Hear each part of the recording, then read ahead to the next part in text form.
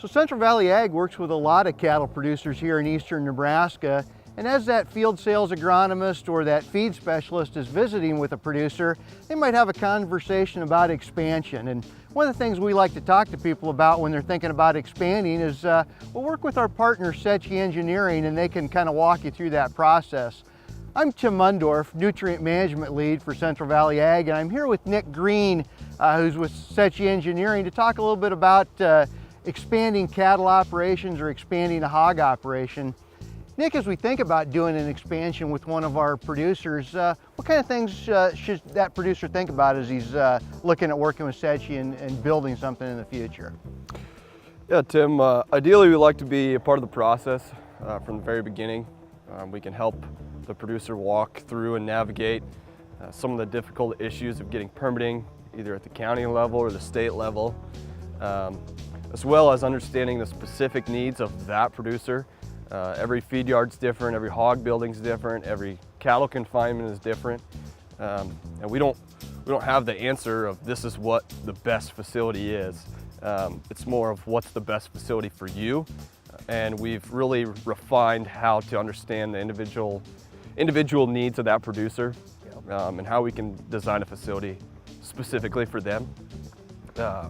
As well as we have different experts in all different areas of the permitting process, from nutrient management plans, which ties in well with agronomy, as well as engineering team that can design facilities and permit, and all the way down to compliance, dealing with county zoning.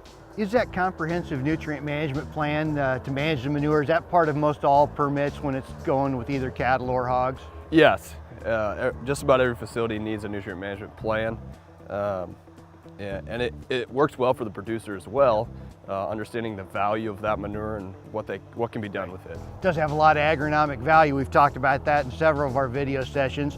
You know, one thing I've seen a lot traveling eastern Nebraska, western Iowa, and even into Kansas, there's just a lot more cattle confinement facilities going up. You know, still a lot of feedlots, but it seems like there's more cattle under roof lately. Are you guys seeing more of that as well? Yeah, definitely. We built a few last year, looking at building a few more this year. There's the technology we have nowadays allows them to be a lot more efficient in both feeding cattle, the health of the animal, the stress level of the animal, as well as the nutrient value of the manure that's being captured underneath that floor. Yeah, I've seen that as well. It seems like those pits do a lot better job of holding that nitrogen and allowing the grower to use that into his fields and capture that for, you know, future crops. It seems like as long as you've got fields fairly close to that building, working with liquid manure, really it's fairly easy once you get used to it. Yes, it is. And it aids well for some variable rate opportunities to just push that value even higher.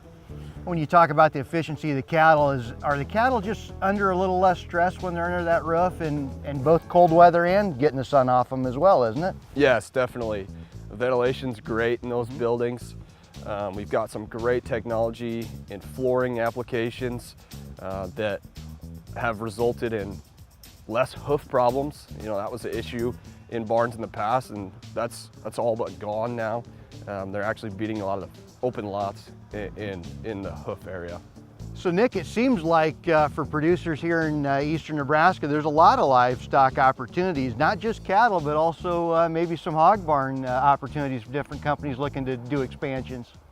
Yeah, we've seen a great expansion in northeast Nebraska for a big push from the contractors to try and make a footprint in the northeast part of Nebraska.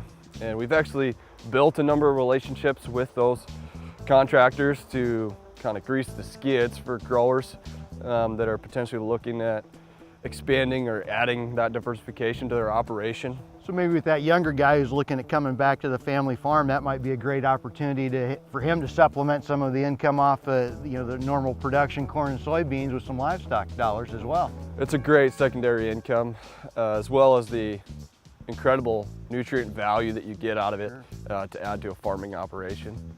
Well, there you have it. It's Tim Mundorf with Central Valley Ag, and if you're thinking about expanding your operation, or maybe you want to make some changes, maybe put some cattle under roof instead of just open lots, get a hold of your CVA feed or agronomy specialist, and they can get in touch with myself or Settje, and we'll get put together and try to help you out with that.